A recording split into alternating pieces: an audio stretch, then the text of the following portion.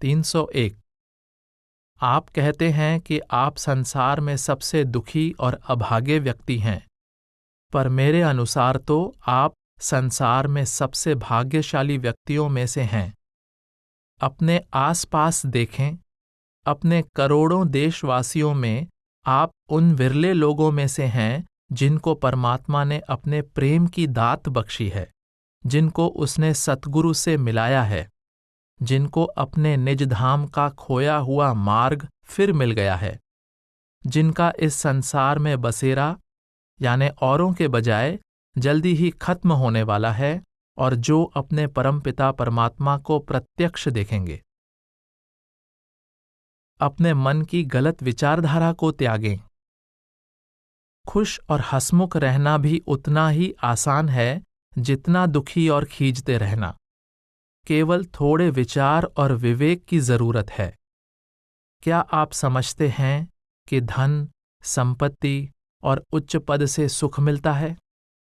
किसी धनी व्यक्ति से जाकर पूछें कि क्या वह सचमुच सुखी है। आप उसे शायद अपने से भी अधिक दुखी पाएंगे। सुख तो केवल अंदर से ही प्राप्त होता है, अंतर में ही उसकी तलाश करें। 302। हमें अपने शरीर की उचित देखभाल करनी चाहिए। औषधि या प्राकृतिक चिकित्सा या योग की क्रियाओं द्वारा बीमारी का इलाज करने में कोई हर्ज नहीं है। इससे हमारे कर्म नहीं बढ़ते। बीमारी तभी दूर होगी या हम सही इलाज तभी करेंगे जब हमारे कर्मों में स्वस्थ होना लिखा होगा। 303। अगर मानवता के नाते अपना कर्तव्य समझकर आप किसी की मदद करते हैं तो इससे आपके कर्मों का भार नहीं बढ़ेगा, बल्कि यह तो मालिक की दरगाह में बहुत नेक कार्य माना जाएगा। 304। आपको भजन के समय जो उड़ने का आभास होता है वह प्रगति की अच्छी निशानी है। इससे पता चलता है कि आपकी आत्मा शरीर को छोड़कर ऊंचे लोकों में विचरना चाहती है। जब हम सोते हैं तो कभी कभी स्वप्न में हमारी आत्मा उड़ने लगती है, खासकर जब हमारी रूहानी प्रगति की चाह तो बहुत तीव्र होती है, परंतु अभी भजन सिमरन के द्वारा बहुत से प्रारब्ध कर्मों को खत्म करना बाकी रहता है।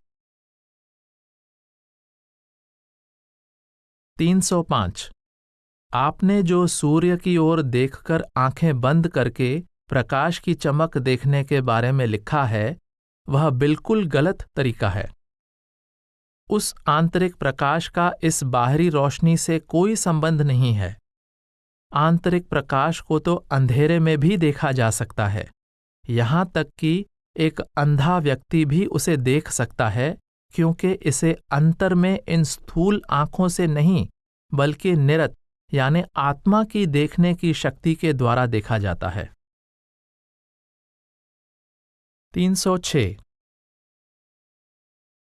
अपने आप को शब्द के हवाले करने का मतलब है कि शब्द को प्रेम और चाव के साथ सुना जाए और उसका प्रतिरोध न करके उसके साथ साथ ऊपर चढ़ा जाए। अभ्यासी इस प्रकार अपने आप को पूरी तरह शब्द के हवाले कर देता है। 307। जहां तक आपके कमरे में प्रेत आत्माओं की मौजूदगी का सवाल है, कृपया इस विषय में चिंता न करें। बुरी रूहें सत्संगी के पास न तो आती हैं और न आ सकती हैं। इस बारे में कोई भय न करें। यह सब आपकी कल्पना प्रतीत होती है। बुरी आत्माएं तो सत्संगी को देखते ही भाग खड़ी होती हैं।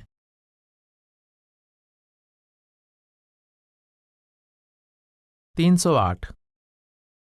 कृपया कभी यह कामना न करें कि घटनाएं आपकी इच्छा के अनुसार घटें, चाहे ये इच्छाएं बारिश रोकने या लाने की हों, आंधियां रोकने की हों या अन्य किसी भी प्रकार की। सत्संगी को ऐसी असाधारण शक्तियां प्राप्त तो हो जाती हैं, परंतु उनके उपयोग की उसे सख्त मनाही है। हमें सब कुछ सतगुरु की मौज पर छोड़ देना चाहिए और जिस हाल में भी वह हमें रखना चाहे उसी में रहना चाहिए। हमारी इच्छाएं और कामनाएं हमारा मन उत्पन्न करता है और उन्हें हम अपनी भक्ति के बदले में परमात्मा से पूरा करवाना चाहते हैं। यह गलत विचारधारा है और इससे बचना चाहिए। हमें तो मालिक की इच्छा में उसके भाणे में रहने की कोशिश करनी चाहिए। 309। जहां तक दूसरों को इस मार्ग पर लाने का सवाल है, हर एक का समय निश्चित है। देहधारी सतगुरु से मिलाप के अपने सौभाग्य के बारे में बता देना और संत मत के विषय में पूछे गए सवालों का जवाब दे देना ही सत्संगी के लिए काफी है। उसे किसी पर अपने विचार लादने की या किसी को जबरदस्ती सत्संगी बनाने की कभी कोशिश नहीं करनी चाहिए।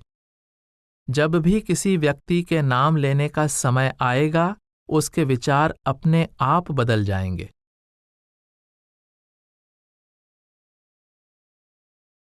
310। जब आपको अंतर में सतगुरु के नूरी स्वरूप के दर्शन हों, तो केवल उनके चेहरे की ओर देखते रहने की कोशिश करें और इस ओर ध्यान न दें कि वे बैठे हैं या खड़े हैं। 311। असल में इस दुनिया में तरह तरह के लोग हैं जिनके स्वभाव और रुचि अलग अलग हैं। यह बहुत मुश्किल है कि हमें अपने आसपास ऐसे ही लोग मिलें जो हमारी पसंद या रुचि के अनुरूप हों। न तो हम लोगों को सुधार कर उन्हें अपनी इच्छा के अनुसार ढाल सकते हैं और न ही हम उन्हें अपनी इच्छा के अनुसार कार्य करने पर मजबूर कर सकते हैं। सबसे अच्छी नीति तो यही है कि भजन सिमरन का आसरा लेकर हम अपने आप को परिस्थितियों के अनुसार ढाल लें और खुशी खुशी अपना गुजारा कर लें। असल में यही हमारे जीवन का प्रमुख ध्येय है। अगर हम रास्ते के सब कांटे दूर करना चाहें तो कभी सफल नहीं हो सकेंगे, लेकिन यदि हम मजबूत जूते पहन लें तो रास्ते के कांटों का हम पर कोई असर नहीं होगा। इसी प्रकार भजन भी दुनिया और उसकी परेशानियों में से हमें सुरक्षित पार ले जाता है। कृपया अपने मन को भजन सिमरन में लगाए रखें और इस बात की परवाह न करें कि और लोगों का व्यवहार कैसा है और वे क्या करते हैं। उन्हें अपने कर्मों के अनुसार चलने दें। आपका मार्ग तो स्पष्ट और निश्चित है। भजन सिमरन करें और बाहरी जगत की ओर ध्यान न दें। आस पराई छोड़कर शरण प्रभु की ले। परमात्मा पर भरोसा रखें और सच्चाई पर अमल करें। 312। अगर आपकी पुत्री अभिनेत्री बनना चाहती है तो कृपया परेशान न हों।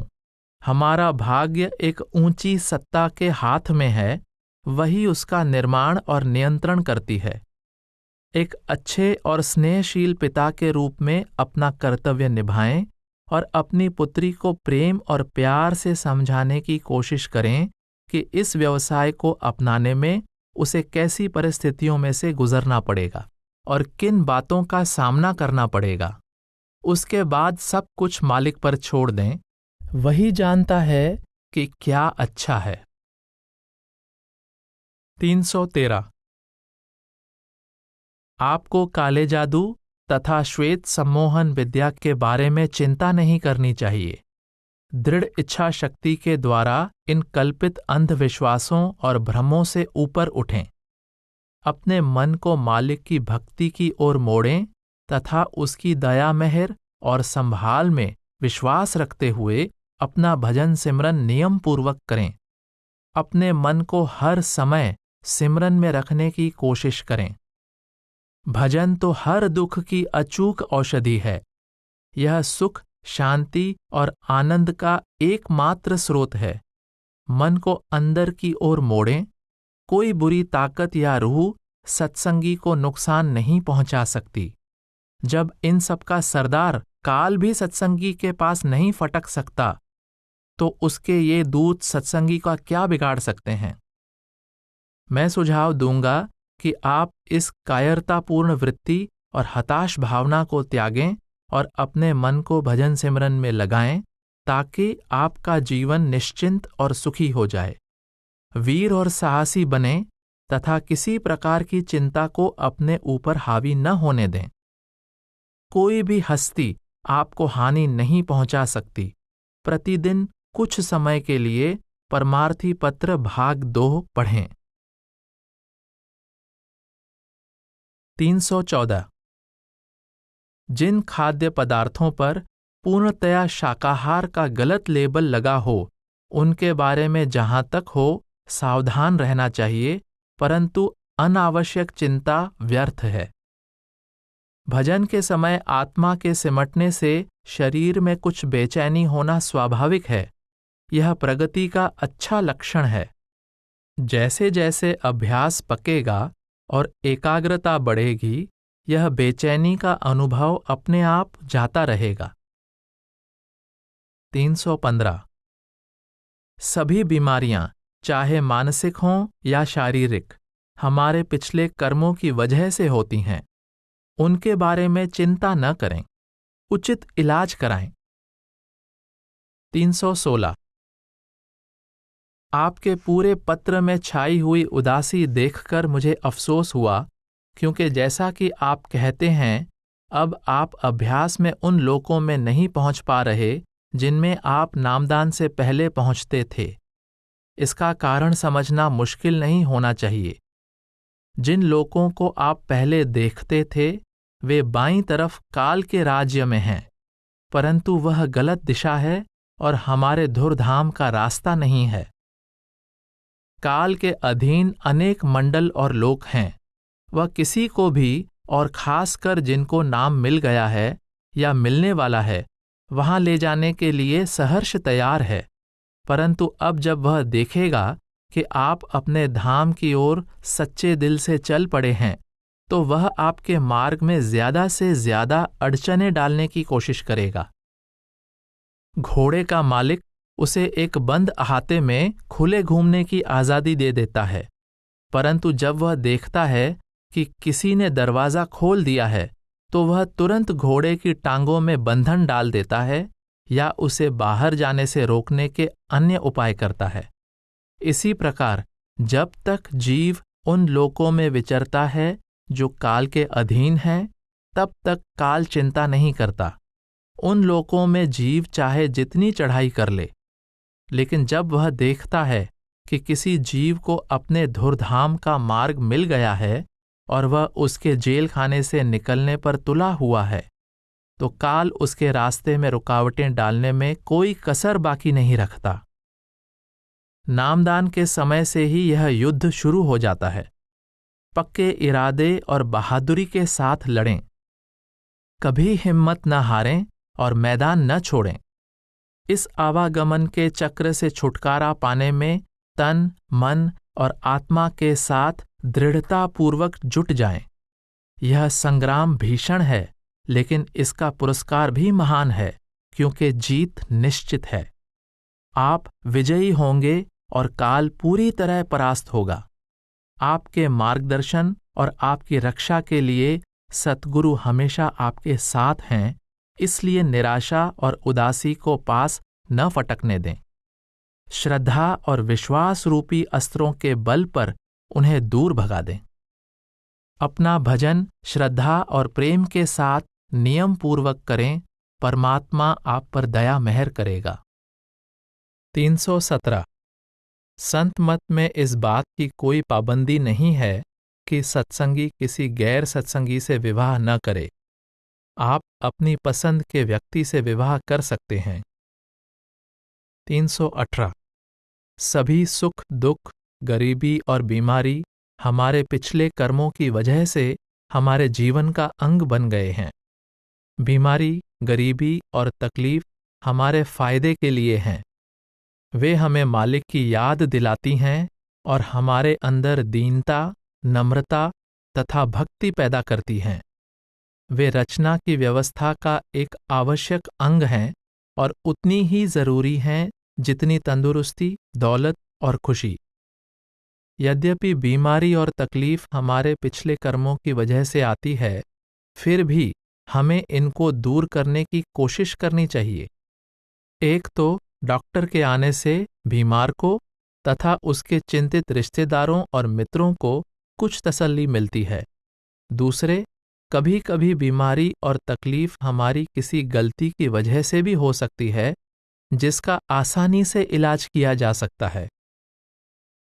जहां तक प्रार्थना के द्वारा बीमारी दूर होने का सवाल है, ऐसा कभी कभी ही होता है, और जब भी ऐसा होता है, इसमें श्रद्धा और विश्वास का बहुत बड़ा हाथ होता है। बीमारी तो तभी जाती है जब उससे संबंधित कर्म का भुगतान हो जाए। सत्संगी को चाहिए कि दुख को भी सुख समझे। यह शुरू में मुश्किल लगता है, परंतु कोशिश करने से दुख को इस दृष्टि से देखने की आदत डाली जा सकती है। 319 संसार से अनासक्त रहने का यह मतलब नहीं कि हम अपना फर्ज अदा न करें या औरों की मदद अथवा सेवा न करें, बल्कि हमें इस संसार में एक दर्शक और मेहमान की तरह रहना चाहिए। बेलाग अथवा निर्लिप्त भाव से अपने कर्तव्य निभाने चाहिए, अर्थात बिना किसी गरज के तथा बगैर फल की कोई आशा रखे कार्य करना चाहिए। हमें निस्वार्थ भाव के साथ सेवा करनी है और संसार में रहते हुए भी संसार का नहीं बनना चाहिए। परंतु यह दृष्टिकोण केवल भजन सिमरन से ही प्राप्त हो सकता है। फिर भी हमें इस आदर्श को प्राप्त करने की कोशिश करनी चाहिए। 320 मुझे आपकी माता के देहांत के बारे में जानकर दुख हुआ। कृपया इससे इतने दुख में न डूब जाएं कि आप हमेशा उदास रहने लगें। अपनी माता के चले जाने को संत मत की दृष्टि से देखें। आप तो जानते हैं कि हमारे सभी संबंध पिछले कर्मों के आधार पर होते हैं। जब किसी के लेन देन का हिसाब खत्म हो जाता है, तो वह यहाँ 1 मिनट भी और नहीं रह सकता। आपकी माता से आपका संबंध अब तक का ही था, और अब आपके उनसे सभी संबंध समाप्त हो गए हैं। हमें अपने प्रियजनों के बिछुड़ने पर दुख तो जरूर होता है, पर आप जैसे बुद्धिमान व्यक्ति को यह समझने में देर नहीं लगनी चाहिए कि यह शोक बेकार है और इससे न आपको फायदा है और न गुजरी हुई आत्मा को। अपने किसी प्रिय संबंधी के देहांत पर चिंता और शोक में डूबे रहने से किसी को कुछ फायदा नहीं होता, बल्कि यह तो हमारे ध्यान को अपने रूहानी मार्ग से दूर रखने के लिए काल की एक चाल है। सो अपने मन पर उदास यादों का बोझ डालने के बजाय परमात्मा की ओर मुंह मोड़ें और भजन सिमरन की ओर ध्यान दें। जितना ज्यादा आप भजन करेंगे, उतनी ही ज्यादा मदद आपकी माता को मिलेगी। उनके लिए दुखी होने से न सिर्फ आपका नुकसान होगा, बल्कि इससे उनका भी अहित होगा। सच्ची खुशी और शांति तो सिर्फ भजन से ही प्राप्त होती है। केवल भजन ही आपकी माता की मदद करेगा और आपको भी सांत्वना और शांति देगा। 321 पता नहीं पश्चिम में संगी आत्मा का ख्याल कैसे फैला है। यह बिल्कुल गलत धारणा है। प्रत्येक आत्मा का परमात्मा से अपना अलग व्यक्तिगत संबंध है। ऐसा प्रतीत होता है कि कुछ व्यक्तियों के मन में अन्य व्यक्तियों के प्रति मोह के कारण संगी आत्मा की कल्पना पैदा हुई है। वे अपने कमजोरियों को इस धारणा की आड़ में छिपाना चाहते हैं। आप जानते हैं कि ये हमारा मोह ही है जो बार बार हमें इस दुनिया में लाता है। संत मत के दृष्टिकोण से किसी भी व्यक्ति, वस्तु या स्थान के प्रति मोह उचित नहीं है। किसी व्यक्ति के प्रति हमारा एकाएक आकर्षित होने या उसे चाहने का कारण हमारे पिछले संस्कार हैं, परंतु शब्द के अभ्यास के द्वारा हमें इन सब संस्कारों से ऊपर उठना है। कृपया अंतर में शब्द से जुड़ें जो आपको मोह के बंधनों से मुक्त करेगा। 322। परमात्मा ने हमें बुद्धि केवल अपने सांसारिक कामकाज करने के लिए दी है। इससे आगे बुद्धि हमारी कोई सहायता नहीं कर सकती। परमात्मा चाहता है कि हम तर्क की सीमा को उसके प्रेम के पंखों के सहारे पार करें और आत्मा की आंख से उसके प्रत्यक्ष दर्शन करें। जहां बुद्धि काम नहीं करती, वहां अंतर्बोध काम देता है। हमारा बौद्धिक तर्क तो सिर्फ उन्हीं बातों को समझ सकता है जो स्थूल इंद्रियों के द्वारा जानी जा सकती हैं, और कभी-कभी इन बातों को समझने में भी बुद्धि असफल होती है। परमात्मा और उसकी बातें केवल आत्मा ही समझ सकती है, और आंतरिक ज्ञान ही आत्मा की आंख है। हमारी तुच्छ बुद्धि उस असीम परमात्मा को समझने के लिए अति सीमित और अति दुर्बल है। बाल की खाल निकालने से कुछ नहीं मिलता। हमें इन बातों का प्रत्यक्ष अनुभव करना चाहिए, और इसकी विधि भी है। अपनी आंतरिक आंख यानी आत्मा की आंख खोलें। कम से कम शुरू में तो इन रूहानी सच्चाइयों का बोध प्राप्त करने के लिए किसी दूसरे पर विश्वास करना ही पड़ता है। 323। यह खुशी की बात है कि आपके यहाँ नियमित रूप से साप्ताहिक सत्संग शुरू कर दिया गया है, पर मैं स्पष्ट करना चाहूँगा कि भोजन या नाश्ता खिलाना सत्संग का जरूरी हिस्सा नहीं समझा जाना चाहिए। सत्संग का प्रमुख उद्देश्य तो हमारे अंदर भजन सिमरन के लिए गहरा शौक और उत्साह बनाए रखना तथा परमात्मा के प्रति प्यार और भक्ति पैदा करना है। अनावश्यक रीति रिवाज, औपचारिकता और दावत में समय नष्ट नहीं करना चाहिए। ज्यादा समय भजन और अध्ययन को देना चाहिए, अर्थात शारीरिक भोजन की बनिस्बत रूहानी भोजन प्रस्तुत करना चाहिए। शारीरिक भोजन तो मनुष्य को हर वक्त मिल सकता है। 324। हर एक सत्संगी नाम लेते समय पवित्र नैतिक जीवन बिताने की प्रतिज्ञा करता है। हमें अपने विवाहित जीवन साथी के सिवाय और किसी के साथ काम संबंध नहीं रखना चाहिए। अपने जीवन साथी के सिवाय और किसी से ऐसे संबंध रखना गुनाह है जो रूहानी तरक्की में बाधक होता है। ऐसे कार्यों से मन पतित होकर नीचे गिरता है और अपनी सारी शक्ति खो बैठता है, और इसका नतीजा तो साफ जाहिर है। चरित्रहीनता रूहानियत की जड़ काट देती है। सत्संगी को तो ऊंचे चरित्र और पवित्र जीवन का आदर्श होना चाहिए। उसे कभी इस तरह की कमजोरियों का शिकार नहीं बनना चाहिए। 325। आपको स्वप्न में जो सद्गुरु के दर्शन हुए हैं वह सही हैं। ऐसे दर्शन हमारा हौसला बढ़ाने तथा और ज्यादा भजन करने की प्रेरणा देने के लिए होते हैं। जब अभ्यास में तवज्जो तो ज्यादा ऊपर नहीं जा पाती, लेकिन हमारे दिल में ऊपर जाकर सतगुरु के दर्शन करने की सच्ची लगन होती है, तो कभी कभी हमारी आत्मा स्वप्नावस्था में ऊपर जाने और सतगुरु के दर्शन करने में सफल हो जाती है। यह बहुत अच्छा है कि आप और आपकी पत्नी दोनों सत्संगी हैं। इससे एक दूसरे को बहुत मदद मिलती है, लेकिन आप दोनों को अपने आंतरिक अनुभव ही नहीं बल्कि स्वप्न तक एक दूसरे को नहीं बताने चाहिए। ये अनुभव सत्संगी की निजी संपदा है और इन्हें बहुत संभाल कर रखना चाहिए। 326। आपको अंतर में महाराज सावन सिंह जी के दर्शन हुए, यह बिल्कुल ठीक है। यह उनकी कृपा है।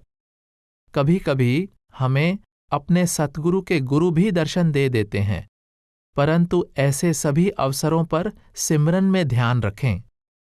अंदर दिखाई देने वाली हर आकृति को, चाहे वह आपके सतगुरु ही क्यों न हो, हमेशा सिमरन के द्वारा परखने की आदत बना लें। 327। यह जरूरी नहीं कि जीव अपने सभी कर्मों का फल केवल मनुष्य चोले में ही भुगते। अगर उसकी कामनाएं पशुओं जैसी हैं तो वह निचली योनियों में भेजा जाएगा। यह कहना दुरुस्त नहीं है कि परमात्मा हमें निचली योनियों में भेजने के बहाने ढूंढता रहता है। वह तो हमें मनुष्य जन्म का पूरा फायदा उठाने का मौका देता है।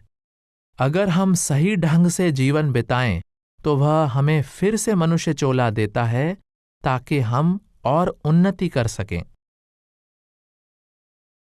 328। अगर आप सोने से पहले आधा घंटा सिमरन करेंगे तो यह निश्चित है कि आपको अच्छी नींद आएगी और सतगुरु के बारे में स्वप्न आएंगे। फुर्सत के समय धार्मिक पुस्तकें पढ़ना भी आपके मन की प्रवृत्ति को बदलने में सहायक होगा। जैसे जैसे आप शब्द अभ्यास में तरक्की करेंगे वैसे वैसे आपके मन से गलत विचार दूर होते जाएंगे। आपने सतगुरु के देह स्वरूप और उनके शब्द स्वरूप के बारे में लिखा है। जब हम अपने आप को अथवा अपनी आत्मा को पहचान लेते हैं तो अंतर में सतगुरु के दर्शन भी कर लेते हैं, क्योंकि सतगुरु शब्द है और हमारी आत्मा भी शब्द ही है, और आत्मा शब्द स्वरूपी सतगुरु में समा जाएगी। उस वक्त तक हमें सतगुरु के देह स्वरूप की जरूरत है। मेरा सुझाव है कि आप इधर उधर की ऐसी असंगत बातों में न उलझें जिनका असलियत से कोई वास्ता नहीं है। सरदार बहादुर महाराज जी फरमाया करते थे कि कोल्हू के बैल की आंखों पर आधी पट्टियां यानी अंधेरी लगा दी जाती है ताकि वह सिर्फ सामने की तरफ ही देख सके। इसी प्रकार हमें भी अपने ध्यान को सिमरन और शब्द में रखना चाहिए और इधर उधर नहीं जाने देना चाहिए। बाहर से तो संतों के कई रूप होते हैं, जैसे कबीर साहब, गुरु नानक साहब और अन्य संतजन, परंतु अंतर में उनका एक ही रूप है और वह है शब्द। आपके इस पत्र को तथा अमेरिका के अन्य सत्संगियों के पत्रों को ध्यान से पढ़ने पर मुझे दुख होता है कि वहां छोटी छोटी और तुच्छ बातों को लेकर सत्संगियों में आपस में काफी गलतफहमियां और मतभेद हैं। यह दुर्भाग्य की बात है कि जहां सत्संग और नाम भक्ति से आपस में प्रेम पैदा होना चाहिए, एक दूसरे के प्रति सहानुभूति और सहायता की भावना जागृत होनी चाहिए, वहां लोग व्यर्थ में बाल की खाल निकालते रहते हैं, जिससे ध्यान शब्द से दूर होता जाता है। इसलिए मैं आपसे आग्रहपूर्वक निवेदन करता हूं कि व्यर्थ की बातों में न उलझें और सिर्फ सत्संग और सेवा से ही सरोकार रखें। जो भी सेवा हो सके करनी चाहिए। इससे मन पवित्र और आत्मा उन्नत होती है, बशर्ते कि यह सेवा तर्क और विवाद में उलझे बिना निस्वार्थ और निष्काम भाव से की जाए। मेरे ख्याल से अमेरिका में सत्संग अच्छी तरक्की कर रहा है। यदि आप लोग एक दूसरे के प्रति प्रेम, विश्वास तथा सहयोग की भावना से काम लेंगे तो और लोग भी इस ओर आएंगे और इस प्रकार आप उनका भी भला करेंगे। जैसा कई बार कहा जा चुका है, कथनी से करनी अच्छी है, उपदेश से उदाहरण बेहतर है। आपने जो कुछ सत्संग के प्रबंध के बारे में लिखा है उस पर मैंने गौर किया। हमारा यह उद्देश्य नहीं है कि प्रबंध या संगठन के कार्य में उलझ जाएं, बल्कि हमें तो सेवादारों तथा प्रबंधकों के साथ साफ तथा खुले मन से कार्य करना चाहिए और तर्क और बहस से सावधानी पूर्वक बचना चाहिए। 329। रूहानी अभ्यास की पहली सीढ़ी सफलतापूर्वक पार करने का मतलब है चेतना को शरीर से पूरी तरह समेटकर तीसरे तिल में लाना, और यह केवल लगातार सिमरन के द्वारा ही हो सकता है। आपको भजन के समय जो दम घुटने या सांस लेने में कठिनाई का अनुभव होता है, ऐसा शुरू शुरू में कभी कभी हो जाता है।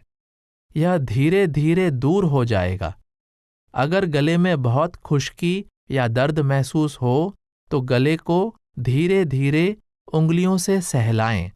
सांस लेने का एकाग्रता से कोई संबंध नहीं है, इसकी ओर कोई ध्यान न दें। जब हम कोई और कार्य एकाग्रतापूर्वक करते हैं, जैसे गणित की समस्या को हल करना या किसी वैज्ञानिक या दार्शनिक समस्या पर विचार करना, तब सांस की ओर तो ध्यान नहीं देते। हमारी श्वास क्रिया अपने आप चलती रहती है। फिर भजन सिमरन के समय हमारा ध्यान सांस की ओर क्यों जाना चाहिए? हृदय चक्र पर आपको जो रोशनी कभी कभी दिखाई देती है, उसकी ओर बिल्कुल ध्यान न दें। कृपया अपनी तवज्जो को आंखों से नीचे के किसी चक्र पर कभी न जाने दें। ये अनुभव हमारे पिछले जन्मों के संस्कार हैं, अर्थात पिछले जन्मों में निचले चक्रों पर किए गए योगाभ्यास आदि हैं, जो हमारे मन को नीचे खींचते हैं। ध्यान की असली जरूरत तो तब पड़ती है जब सिमरन के द्वारा हमारी तवज्जो पूरी तरह तीसरे तिल पर एकाग्र हो जाती है। तब तवज्जो को वहां स्थिर रखने और नीचे गिरने से रोकने के लिए ध्यान की जरूरत पड़ती है। जितना सतगुरु के प्रति आपका प्रेम बढ़ेगा, उतनी ही जल्दी और आसानी से आप उनका ध्यान कर सकेंगे। भजन सिमरन नियम पूर्वक प्रेम और श्रद्धा के साथ करते रहें, यही सबसे जरूरी चीज है। 330। ऐसा लगता है कि बहुत ज्यादा मेहनत करने की वजह से ही आपको भजन में नींद आ जाती है। अपने शरीर की आवश्यकता के अनुसार पूरा विश्राम करें। अपने समय का विभाजन इस प्रकार करें कि आपकी शारीरिक आवश्यकता भी पूरी हो सके और भजन को भी पूरा वक्त दिया जा सके। जब भी आपको भजन में नींद आने लगे तो उठकर थोड़ी देर कमरे में चल फिर लें। नींद उड़ाने के लिए ठंडे पानी से हाथ मुंह धो लें और फिर से भजन में बैठ जाएं। धीरे धीरे मन को भजन में आनंद लेने की आदत हो जाएगी। अपना भजन सिमरन नियम पूर्वक करें। 331। आप जिस सच्ची जागृति की तलाश कर रहे हैं, वह नाभि चक्र पर ध्यान करने से नहीं, बल्कि तवज्जो को दोनों आंखों के बीच में एकाग्र करने से प्राप्त होगी। एकाग्रता इन आंखों से नहीं, बल्कि मन की तवज्जो के द्वारा करनी है। आंखों के इसी केंद्र से हमारी असली रूहानी यात्रा शुरू होती है। आपको अपने असली स्वरूप का पता तभी लगेगा जब आप मन और माया के दायरे से ऊपर आएंगे। आत्मा पर स्थूल, सूक्ष्म और कारण इन 3 शरीरों के आवरण हैं, और इन आवरणों को दूर करने पर ही हम अपने असली स्वरूप को जान सकते हैं। 332। कृपया यह न समझें कि आप प्रगति नहीं कर रहे हैं। चाहे हमें पता लगे या न लगे, पर अभ्यास में लगाया गया प्रत्येक क्षण हमें अपने मंजिल के नजदीक ले जाता है। कर्मों के घने पर्दों की वजह से हमारा दृष्टिकोण सीमित है। अगर कोई व्यक्ति लोहे की छेनी से पत्थर की किसी मोटी दीवार में छेद कर रहा हो, तो दीवार के दूसरी ओर खड़ा व्यक्ति उसकी प्रगति को तब तक नहीं जान सकता जब तक दीवार में आर पार छेद न हो जाए। इसलिए कोई चिंता न करें, प्रगति धीरे धीरे हो रही है। भजन बिना नागा करते रहें और परिणाम सतगुरु पर छोड़ दें। दिवंगत आत्मा के लिए प्रार्थना करने में कोई हर्ज नहीं है, परंतु सबको अपने अपने कर्मों का हिसाब तो देना ही पड़ता है। इसलिए अक्सर हमारी प्रार्थना का कोई खास नतीजा नहीं निकलता। परंतु अगर हमारा किसी से गहरा प्यार है और हम प्रेम और श्रद्धा सहित नियम पूर्वक भजन करते हैं, तो इससे उस व्यक्ति को भी जरूर फायदा होगा। शब्द से हमारा लगाव होने और उस व्यक्ति का हमसे लगाव होने के कारण वह भी एक दिन संतमत की ओर आएगा। परंतु यह संभव है कि उस व्यक्ति के प्रति मोह के कारण हमें अपनी मंजिल पर पहुंचने में कुछ ज्यादा देर लग जाए। मुझे यह जानकर अफसोस हुआ कि आपकी बेटी का व्यवहार बहुत स्वार्थपूर्ण है। यह उचित नहीं है। असल में बच्चे अपने माता पिता के एहसानों का पूरा बदला चुका ही नहीं सकते।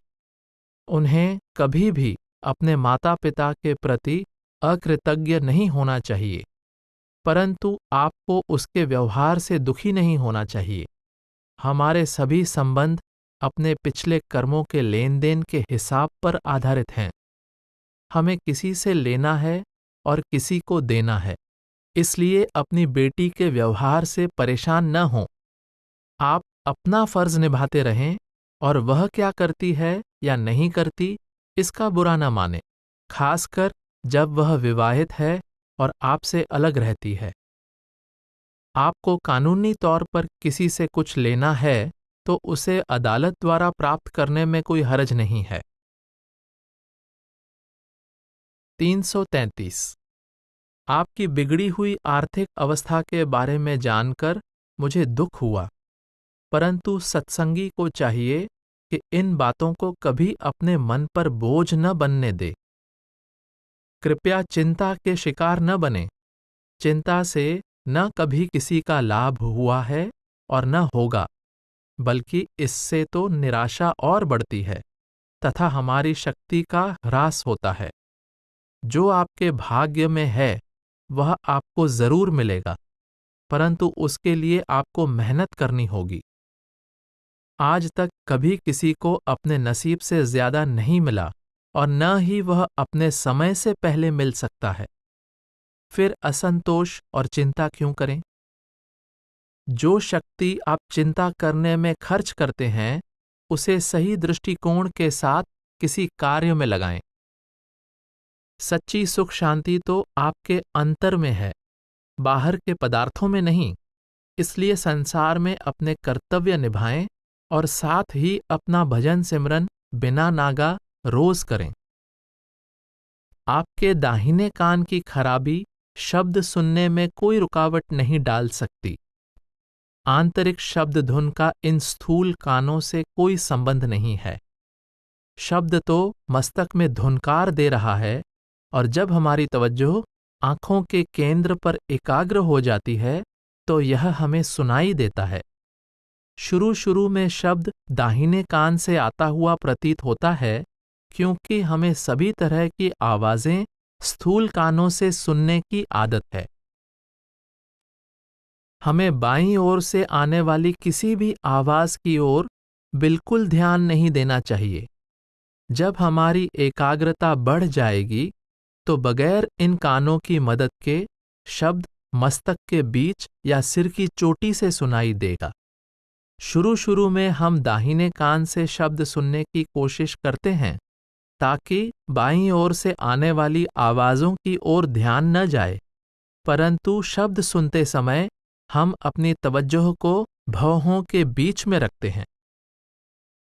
अगर बाईं तरफ से आवाज आती ही रहे तो शब्द सुनना बंद करके सिमरन शुरू कर दें। सिमरन पर ज्यादा जोर दें। सिमरन लगातार बिना रुके काफी देर तक करना चाहिए। सिमरन से एकाग्रता में बहुत मदद मिलती है, खासकर यदि सिमरन धैर्य और शांति के साथ किया जाए और सिमरन करते समय तवज्जो को आंखों के केंद्र पर रखा जाए। असल में मन की तवज्जो के द्वारा ही सिमरन करना चाहिए। मन के एकाग्र होने पर ही अंतर में कुछ दिखाई देता है और शब्द भी सुनाई देता है। अच्छी तरह एकाग्रता हो जाने पर शब्द खुद ही आपको अंतर में ऊपर खींच लेगा। आपको अपनी पत्नी और बच्चे की उपेक्षा नहीं करनी चाहिए। वे आपकी जिम्मेदारी हैं। कृपया उन्हें छोड़ने के लिए बहाने न ढूंढें। दूसरों की खुशी के लिए अपनी इच्छाओं की कुर्बानी करने में ही सच्चा सुख और संतोष है। जीवन में स्वार्थपूर्ण दृष्टिकोण न रखें, यह उचित नहीं है। मैं फिर यही कहूंगा कि अपने सांसारिक कर्तव्यों का पालन करें और कम से कम 2.5 घंटे भजन सिमरन को दें। भजन ही समस्त सुख, शांति और आनंद का स्रोत है। 334। हम परमात्मा से सांसारिक पदार्थों के लिए याचना कर तो सकते हैं, परंतु यह हमारी रूहानी तरक्की में बाधक होगा। अगर हम केवल परमात्मा की प्राप्ति के लिए ही भजन करेंगे तो हमारा उद्देश्य जल्दी पूरा होगा। सांसारिक पदार्थों के लिए प्रार्थना हमारा मन ही करवाता है। हम परमात्मा से अपने मन की इच्छाएं पूरी करवाने के लिए प्रार्थना करते हैं, परंतु मन को नहीं समझाते कि वह परमात्मा की इच्छा में रहे। मालिक ही बेहतर जानता है कि हमारे लिए क्या अच्छा है। तब क्या यही उचित नहीं होगा कि हम सब कुछ उसी पर छोड़ दें? जितना अधिक एकचित होकर हम उसकी भक्ति करेंगे, उतनी ही अधिक दया मेहर वह हम पर करेगा। 335। धार्मिक महापुरुषों की अथवा उनकी रूहानी पहुंच पर बहस करना मेरी दृष्टि में उचित नहीं है। हमें तो उनकी शिक्षा के विषय में खोज करनी चाहिए कि भक्ति और मन को वश में करने की उनकी क्या विधि है। बाइबल का जो थोड़ा बहुत अध्ययन मैंने किया है, उसके आधार पर मेरा ख्याल है कि उसमें रूहानी प्रगति के लिए जगह जगह सूरज शब्द योग के उसी मार्ग का संकेत है जिसका स्वामी जी महाराज ने सारबचन में वर्णन किया है, और हजरत ईसा की शिक्षा बहुत हद तक वही है जो पूर्व के संतों की है। हमें किसी धर्म की रीति रिवाजों पर ज्यादा ध्यान न देकर महात्मा की असली शिक्षा का अध्ययन करना चाहिए। अगर हम बिना पक्षपात के विभिन्न धर्मों की शिक्षा की खोज करेंगे तो पता चलेगा कि उन सभी की तह में एक ही सच्चाई और हकीकत है। हजरत ईसा में आपकी श्रद्धा की मैं कद्र करता हूं, लेकिन इससे आपको उनकी असली शिक्षा के बारे में खोज करने की प्रेरणा मिलनी चाहिए और उस पर अमल करने का शौक पैदा होना चाहिए। मुझे खेद है कि मैं हजरत ईसा की रूहानी रसाई या पहुंच के विषय में कोई राय नहीं दे सकता। आप संत मत के साहित्य का और खासकर मिस्टिक बाइबल और संत मत एंड द बाइबल का ध्यान पूर्वक अध्ययन करें। इनसे आपको संत मत को बाइबल की शिक्षा के दृष्टिकोण से समझने में मदद मिलेगी। 336। मुझे यह जानकर खुशी हुई कि आपको संत मत में रुचि है और आपने इस मार्ग पर चलने का फैसला कर लिया है। प्रतिदिन 2.5 घंटे भजन करना केवल एक सलाह के रूप में कहा जाता है, यह नामदान प्राप्त करने के लिए शर्त नहीं है। अभ्यास को हम जितना ज्यादा वक्त दें उतना ही अच्छा है, परंतु सत्संगियों पर इस बारे में कोई सख्त पाबंदी नहीं लगाई जाती। उनसे केवल आग्रह किया जाता है कि अपने समय यानी 24 घंटे का 10वां भाग परमात्मा की भक्ति में लगाएं। आप नाम लेने के लिए अपना आवेदन सत्संग के प्रतिनिधि के जरिए बड़ी खुशी के साथ भेज सकते हैं। तब तक संत मत के साहित्य का ध्यानपूर्वक अध्ययन करें। अगर कोई सवाल या संदेह उठें तो मुझे सहर्ष लिख सकते हैं। इस विषय में आपकी समस्याओं का उत्तर देने में मुझे हमेशा खुशी होगी। 337। कृपया अपनी पिछली भूलों पर अब चिंतित और परेशान न हों, बल्कि अब आगे जो समय बचा है उसका पूरा फायदा उठाएं। मालिक के घर का द्वार हमेशा खुला है। वह तो प्रेम और दया मेहर का रूप ही है। सच्चे दिल से किया गया पश्चाताप हमारे कर्मों को धोने में काफी मदद करता है। प्रेम, लगन और दृढ़ निश्चय के साथ फिर से शुरुआत करें। आपकी रहनुमाई, मदद और रक्षा के लिए सतगुरु हमेशा आपके साथ हैं। वह दयाल और बख्शिंद है। भयभीत न हो, मालिक से मदद के लिए प्रार्थना करें। आप जो कुछ कहते और करते हैं वह सब सुनता और देखता है। कभी निराश या उदास नहीं होना चाहिए। हमें अपनी असफलताओं के साथ मालिक की शरण में जाना चाहिए। वह उन्हें सफलताओं में बदल देगा, चाहे प्रेम से चाहे जबरदस्ती। मन को हर रोज भजन सिमरन करने पर विवश करें। 338। मुझे यह जानकर खुशी हुई कि यद्यपि अभी आपको नाम नहीं मिला है, आपको संत मत की पुस्तकों में लिखे आदेशों के अनुसार भजन करने से तारे आदि दिखाई देते हैं, परंतु इस प्रकार अभ्यास करने से कभी कभी नुकसान हो जाता है। इसलिए मेरी सलाह है कि इस प्रकार बिना मार्गदर्शन के अव्यवस्थित अभ्यास करने के बजाय यह बेहतर होगा कि आप संत मत की शिक्षा का हर दृष्टिकोण से पूरी तरह अध्ययन करें। अगर कोई सवाल या संदेह उठें तो आप मुझे निसंकोच लिख सकते हैं। मुझे आपके पत्रों का उत्तर देने में खुशी होगी। आप चाहें तो अपने यहाँ के प्रतिनिधि से अपने सवालों और संदेहों पर चर्चा कर सकते हैं। जब आपको इस मार्ग के तथा संत मत के सिद्धांतों के सही होने का पूरा निश्चय हो जाए और आप इस पर चलने का फैसला कर लें, तो नामदान के लिए लिख सकते हैं।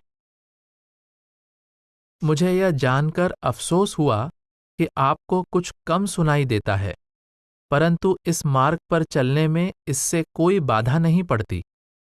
उस दिव्य धुन को जिसे बाइबल में वर्ड कहा गया है और जो हमारे अंदर धुनकार दे रही है, सुनने के लिए हमें इन स्थूल कानों की जरूरत नहीं पड़ती। 339। मनुष्य स्वभाव से ही कमजोर है और उसका गिरना और असफल होना स्वाभाविक है, परंतु हमें अपनी असफलताओं पर परेशान और चिंतित नहीं होना चाहिए, बल्कि मन के विरुद्ध लगातार चलने वाले संग्राम में दुगने जोश के साथ जुट जाना चाहिए। 340। यह जरूरी नहीं कि आत्मा के पूरी तरह अंतर में सिमट जाने पर ही घंटे का शब्द सुनाई दे। जब मन थोड़ा सा एकाग्र हो जाता है और तवज्जो थोड़ी बहुत बाहर की ओर से हट जाती है, तो यह शब्द सुनाई देने लगता है। 341। स्वामी बाग के सत्संगियों या किसी अन्य वर्ग के सत्संगियों के व्यवहार के बारे में चिंता न करें। अपना ध्यान उस मालिक के चरणों में लगाए रखें जिसकी शरण और निगरानी में हम सभी हैं।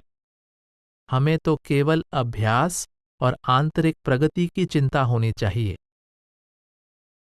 मुझे बताया गया है कि आगरा के किसी स्थानीय समाचार पत्र में यह खबर छपी है कि स्वामी बाग द्वारा प्रचार के लिए प्रकाशित की गई पुस्तकों की सभी प्रतियों को सरकार ने जब्त कर लिया है और उनके लेखक पर शायद मुकदमा चलाया जा रहा है। पिछले 20 वर्षों से स्वामी बाग में कोई जीवित देह स्वरूप गुरु न होने की वजह से बहुत से गैर जिम्मेदार व्यक्तियों ने अपने आप को गुरु कहना शुरू कर दिया है। इससे इस संस्था की बदनामी हुई है। इसके फलस्वरूप यह ग्रुप अपने अशोभनीय कार्यों के लिए काफी नुकसान उठा चुका है। आप उनकी ओर कोई ध्यान न दें और अपना ख्याल भजन सिमरन में लगाए रखें। सच्चाई ज्यादा देर छिपी नहीं रहती और न ही उसका तोड़ मरोड़ कर बिगाड़ा गया रूप ज्यादा समय रह पाता है। हुजूर महाराज जी ने दयापूर्वक हमें तो यहाँ संगत की सेवा में इतना व्यस्त रखा है कि इन व्यर्थ की बातों पर वक्त बर्बाद करने की फुर्सत ही नहीं है और इन बातों से हमें कोई वास्ता भी नहीं है। हम तो इन सब बातों को मालिक पर छोड़ देते हैं, वह जैसा चाहे करे। 342। नए सत्संगियों के मार्ग में शुरू में बहुत सी कठिनाइयां आती हैं और उन्हें परामर्श के लिए और अपने संदेह दूर करने के लिए पुराने सत्संगियों के पास जाना पड़ता है। यह बहुत अच्छी बात है कि आप उनकी मदद करते हैं। इसमें कोई हरज नहीं, बल्कि यह तो सतगुरु की सेवा है। मैं प्रतिनिधियों को भी लिखूंगा कि वे नामदान के समय नए सत्संगियों से पूछ लें कि उन्हें सब बातें पूरी तरह समझ में आ गई हैं कि नहीं, क्योंकि यह अवसर उन्हें जीवन में एक बार ही मिलता है। इसलिए यह बहुत जरूरी है कि नाम लेते समय ही सब बातें अच्छी तरह समझ ली जाएं। 343 मित्रों और संबंधियों को उपहार देने या उनसे उपहार लेने में कोई हरज नहीं है। उपहार न लेने के पीछे भावना यह है कि हम कहीं दूसरों पर बोझ न बन जाएं। अगर आप कभी सत्संगी मित्रों के यहाँ भोजन करते हैं या सत्संगी मित्रों को अपने घर भोजन पर बुलाते हैं, तो यह आज के समय में एक स्वाभाविक और साधारण बात है।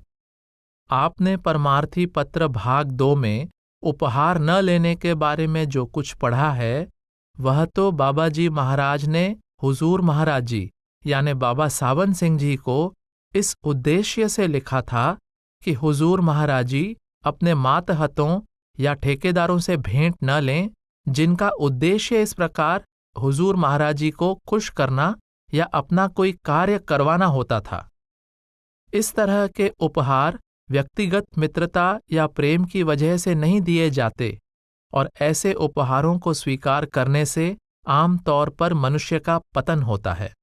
इसीलिए बाबा जी महाराज ने हुजूर महाराज जी को ऐसे उपहार स्वीकार करने से मना किया था। 344 काल से मुलाकात का डर जो केवल रात के समय आपको लगता है, बच्चों जैसी बात है। इसका कारण यह है कि आपकी सोच अभी स्पष्ट नहीं है। काल यों ही अचानक नहीं आता और हर एक के सामने प्रकट नहीं होता। अगर कभी वह आता है तो उस समय तक सत्संगी में इतना बल आ जाता है कि वह काल का सिर कुचल दे। कृपया व्यर्थ की बातों को दिमाग से निकाल दें और सूरमा बनकर रहें। जो पूरे गुरु की शरण में है, उनका कोई बाल भी बांका नहीं कर सकता। 345 संतों की पवित्र नैतिक जीवन की शिक्षा सभी देशों के लोगों के लिए है, हर समय और हर युग के लिए है। अगर, जैसा कि आप कहते हैं, अमेरिका के निवासियों को नैतिक पवित्रता में कोई अर्थ दिखाई नहीं देता, तो उन्हें परमात्मा की प्राप्ति में भी कोई अर्थ दिखाई नहीं देगा। परमात्मा की प्राप्ति के लिए ऊंचे नैतिक जीवन का होना पहली शर्त है। काम और नाम तो एक दूसरे के प्रतिकूल हैं और किसी व्यक्ति के हृदय में दोनों एक साथ नहीं रह सकते। जब एक आता है तो दूसरा चला जाता है। पर कृपया चिंता न करें, संत मत का ज्ञान अमेरिका निवासियों को अभी अभी हुआ है। धीरे धीरे यह उनका जीवन बदल देगा। हाँ, बाइबल से जो उद्धरण आपने दिया है कि ऐसी कोई छिपी वस्तु नहीं होगी जो कि जाहिर न होगी, बिल्कुल दुरुस्त है। इसका इशारा इस तरफ है कि हमने जीवन में जो पाप छिपकर किए हैं, वे सब मौत के समय सामने आ जाएंगे। जीवन के रूहानी पहलू पर कायम रहकर आप अच्छा कर रहे हैं। हमारे लिए तो यही अवसर है कि हम भजन सिमरन करके वापस अपने निज धाम लौट जाएं और यह परवाह न करें कि लोग क्या करते हैं और क्या नहीं करते। कृपया अपना भजन सिमरन नियम पूर्वक करते रहें। 346 जब आप घर से बाहर हों तो किसी गिरजाघर या मंदिर में अभ्यास करने में कोई हरज नहीं है। जरूरत तो एकांत स्थान तथा शांत और खामोश वातावरण की है। सत्संगियों को यह एहसास आम तौर पर होता है कि कोई उनकी देखरेख कर रहा है। सतगुरु आपकी निगरानी कर रहे हैं। थोड़ी प्रगति करने के बाद आप सतगुरु को देख सकेंगे। आपको जो सिर की चोटी की ओर खींचे जाने का एहसास होता है, इसे रोकने की या इसका विरोध करने की कोशिश न करें, बल्कि अपने आप को सहर्ष इसके सुपुर्द कर दें। शब्द ही आपको ऊपर की ओर खींच रहा है। प्रकाश की झलकें और तारे देखना तथा शब्द को साफ साफ सुनना प्रगति के अच्छे लक्षण हैं। सिमरन से मन जितना एकाग्र होगा, शब्द भी उतना ही स्पष्ट और साफ सुनाई देगा। जब आपको अंदर प्रकाश दिखाई दे तो आंखें न खोलें, बल्कि उसमें पूरी तरह समा जाएं। 347। आपने लिखा है कि आप विवाह करना चाहते हैं और आपकी इच्छा है कि सत्संगी लड़की से विवाह करें। आप 2 विवाह पहले भी कर चुके हैं जो असफल साबित हुए हैं। सत्संगी के लिए बेशक यह बेहतर है कि वह गृहस्थ जीवन बिताए, और ऐसे गृहस्थ जीवन में चैन और शांति होनी चाहिए और निवास स्थान सही माने में घर बन जाना चाहिए। यदि संभव हो तो सत्संगी के लिए सत्संगी से विवाह करना अच्छा है, नहीं तो उसे अपना जीवन साथी चुनने में बहुत सावधानी से काम लेना चाहिए। मैं तो यही सलाह दूंगा कि आप ऊपर लिखी बातों को ध्यान में रखते हुए अपनी जीवन संगिनी चुनें। सत्संगी को शांतिपूर्वक विवाहित जीवन बिताते हुए देखकर मुझे हमेशा खुशी होती है। संत मत में गृहस्थ जीवन बहुत जरूरी समझा जाता है। 348। धड़कन, प्रबल आवेग और उल्लास की भावना एकाग्रता का थोड़ा सा अभ्यास हो जाने पर सामान्य हो जाएंगी और अजीब नहीं लगेंगी। जब सत्संगी ऊपर जा रहा होता है और शब्द की चेतन धाराएं महसूस करता है, तो उसे थकावट का नहीं बल्कि आनंद और स्फूर्ति का अनुभव होना चाहिए, परंतु इनमें ही लीन नहीं होना चाहिए। यह जरूरी है कि आपको भजन में जो भी अनुभव हों, उन्हें अपने तक ही रखें और उनके विषय में सिर्फ मुझे ही लिखें। यदि कोई मार्गदर्शन आवश्यक होगा तो यहाँ से दिया जाएगा। कृपया बराबर सिमरन करते रहना न भूलें। सिमरन ही पूरे रूहानी अभ्यास की बुनियाद है और यह सूरत के सिमटाव में सहायक होता है। 349। गुफा में से आती हुई तेज रोशनी और जो अन्य दृश्य आपने देखे हैं, वे प्रगति के बड़े सुखद लक्षण हैं और मैं आपको इसके लिए बधाई देता हूँ। प्रेम, श्रद्धा और भक्ति के साथ भजन सिमरन करते रहें, आप और भी ज्यादा प्रगति करेंगे। अंतर में दिखाई देने वाली शक्लों की ओर कोई ध्यान न दें, चाहे वे शक्लें खूबसूरत हों या बदसूरत। अपने मन को पूरी तरह सिमरन में लगाए रखें। धीरे धीरे ये अपने आप चली जाएंगी, क्योंकि ये सब आपके ही भटकते मन द्वारा अंतर में प्रस्तुत की गई शक्लें हैं। 350। मुझे बहुत खुशी है कि आपने भजन में उज्ज्वल प्रकाश, तारे, सूर्य और चंद्र देखे और साथ ही आपको सतगुरु के नूरी स्वरूप की हल्की झलकें भी दिखाई दीं। ये प्रगति के बहुत उत्साहवर्धक लक्षण हैं। शुरू शुरू में यह दृश्य स्थायी रूप से नहीं ठहरते। इसका कारण एकाग्रता की अपूर्णता है। जैसे जैसे सिमरन के द्वारा आपकी एकाग्रता बढ़ेगी, ये दृश्य स्थिर और स्थायी हो जाएंगे। तब मृदंग और घंटे के शब्द भी स्पष्ट और अच्छी तरह सुनाई देने लगेंगे। शरीर के सुन्न होकर मुर्दे जैसे हो जाने का अनुभव भी बहुत शुभ है। ऊपर की तरफ इस खिंचाव से पता लगता है कि सूरत शरीर से सिमट रही है। इसमें चिंता करने की कोई बात नहीं है। इसी को जीते जी मरना कहते हैं। आप बहुत अच्छी प्रगति कर रहे हैं। नियमित भजन के द्वारा इसे बनाए रखें। परमात्मा आप पर और दया मेहर करेगा।